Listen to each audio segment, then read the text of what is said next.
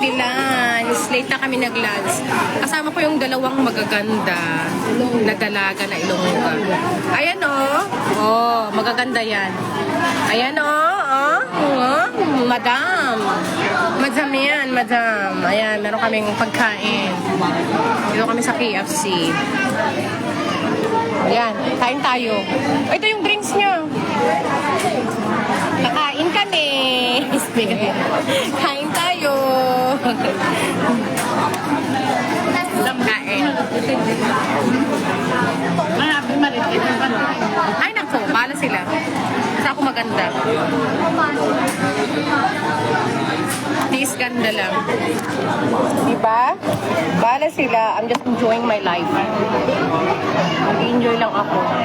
Ayaw mo sila mag-marites. Ang kaibigan ko na ito. Huh? Saan? Para yung pinball. Saan? Tapos na gano'n, nagkilay. Ayan, kakain. Ano ba yun? Ang nagkilay. May problema. Yung mga kabrag sa kalito. Look, bakit huhudin yung kutsara nila?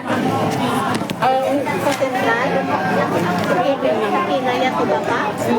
Ayan, feeling ko artista. Kakain na naka-live. Diba? Feeling mayaman daw. O, Okay, manipit ang kilay. Ako ba naman kain.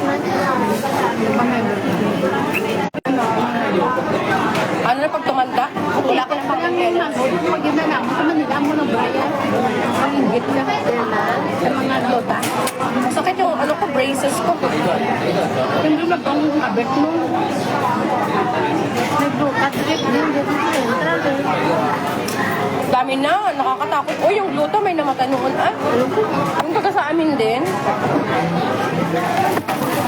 Pasana. Babay na. Yung dalawang maganda, Sino yung nagka-heart-heart? Ganun talaga pag nalipasan ka na ng gutom, May nainit. Parang mahina. Sabi ko.